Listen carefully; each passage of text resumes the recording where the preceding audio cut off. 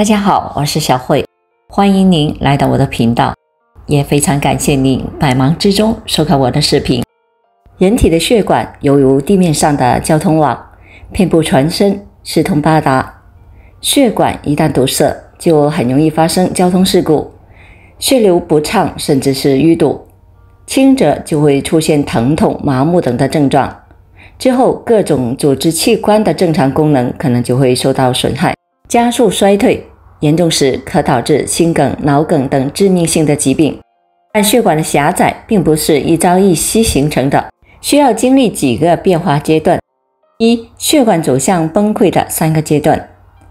年轻时，血管平滑而富有弹性，血管内壁没有任何的物质沉积，血流也很通畅。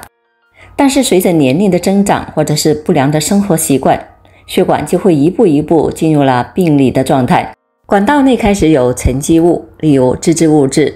不过这个时候它还是比较润滑的，血流经过也不会产生太大的影响，所以很多人是无法察觉。等到聚集在一起的脂质物质渐渐变大，变成一个斑块，它就会鼓起来，血流通过的时候会产生阻力和泡沫，在血流的冲刷下，鼓起来的部分会越来越多，情况开始变得危险。大家想象一下，就像是包饺子，其中的馅料不小心加多了，是不是随时都会有破裂的风险？因为循环不畅，沉积下来的物质渐渐的增多，还引发了炎症和坏死产物。这些物质混合在一起，把管内的空间堵住，随时都可能发生缺血事件。有的斑块非常的不稳定，倘若压力升高，斑块因意外因素脱落，就会进入血管，不知道什么时候就会堵住重要的器官。当血栓堵在大脑，会造成脑梗；堵在心脏就会造成心肌梗塞；堵在肾脏就会造成肾动脉硬化症。由此可见，一旦形成粥样斑块，就像是在血管中埋了一个定时炸弹，随时都有引爆的危险。而为了避免血管一步步走向崩溃，我们能做的是控制危险因素。2、血管天敌黑名单。1、炎症、血管易伤。炎症会影响全身，包括血管。越来越多的研究证明，炎症反应程度决定着斑块的稳定性以及心血管事件的发生率。它可以直接的感染血管壁细胞，损伤血管内膜，也能够降低免疫力，使坏胆固醇有机可乘，从而增加心血管的发生风险。2、吃不对，血管易堵。长期高脂食物会增加血液中的脂肪以及胆固醇的含量，使血液粘稠度升高。高盐会造成水钠潴留，增大血管压力，会损伤血管内膜。而长期持续的高血糖环境也会破坏血管内皮组织，加速动脉粥样硬化的斑块的形成。果蔬吃太少，维生素、矿物质和天然植物化合物的摄入不足，也不利于血管健康。数据显示，我国每年因果蔬摄入不足导致心血管疾病死亡的人数高达了54万。3、久坐不动，血管垃圾堆积。人只要动起来了，就会加快血液循环，而久坐不动就会减少身体对氧气的吸入、输送和使用，不利于血液的循环和人体代谢。这一方面会使得多余的脂肪、胆固醇、糖分等堆积在体内，增加了血液粘稠度，同时影响血管内皮功能和抗氧化作用。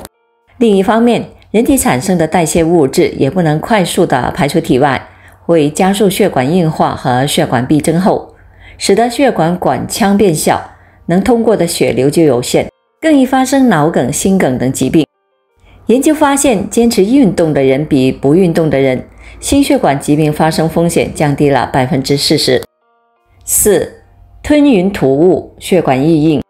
香烟中的尼古丁、一氧化碳等的有毒物质会损伤血管内壁，干扰血管中的脂质代谢，使得脂质更易在血管壁堆积，加快硬化的发生。即使是电子烟也会危害健康。还要注意，吸烟不仅是自己的事，还会伤害身边的人。澳大利亚一项流行病学调查显示，吸入二手烟对血管内皮造成的损伤，甚至比自己抽烟还要严重。5、昼夜颠倒，血流受阻。长期熬夜或者是睡眠不规律，生物钟就会紊乱，进而机体会过多的分泌肾上腺素和去甲肾上腺素，这类激素可引起血管壁收缩、血压升高、心肌血流动力负荷加大。另外，熬夜容易导致体内的白细胞增多，血管壁发生炎症的几率上升，以至于出现粥样硬化和动脉瘤的风险增加。6. 坏心情，加速血管老化。长时间的存在愤怒、抑郁、焦虑等的不良情绪，可激活神经内分泌和血小板的活性，加速血管老化和损伤，使血管容易变硬，还会引起血管痉挛，从而增加血栓形成的风险。3. 护好心血管，别给自己添堵。养护血管除了要避免上面这些危险因素，也可以从以下这些方面来改善血管的状况。1. 吃点血管清道夫。一周吃3次深海鱼类，其中含有的 EPA， 一方面能够清除体内多余的脂肪胆固醇，另一方面还能减轻炎症，修复损伤血管，减少坏物质的堆积，从源头上起到一定的保护血管的作用。2. 每天喝杯茶。茶叶中的茶多酚有辅助去除血液中脂质沉积的作用，另外其进入血液后能够抢先的和凝血酶结合，从而避免了纤维蛋白和凝血酶的结合，形成了血栓。绿茶中的茶多酚含量会比红茶、黑茶多，可以每天喝1杯。2. 做套血管活力操。有氧运动其实是减缓或逆转血管老化很好的方法，而对于一些不方便出门或者是四肢不灵活的人，可以在家做这几个动作。1. 站立原地踮脚。站着的时候做踮脚尖的动作，脚后跟抬起来，尽量保持几秒钟后再落下，接着再踮，连续做数十次，对心脏保健大有好处。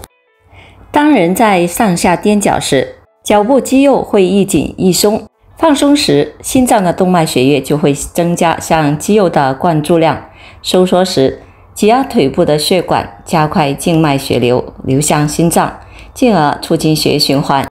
2. 高抬腿原地慢踏步。腿要抬到腰部的高度，手摆臂时大臂要达到了与肩同行。另外，在有氧运动之前，还可以拿2瓶矿泉水或者是任意重物，增加运动强度，做1到5分钟。好了，朋友们，今天所分享的视频内容就到这里了，非常感谢您的支持和鼓励，我们下期见。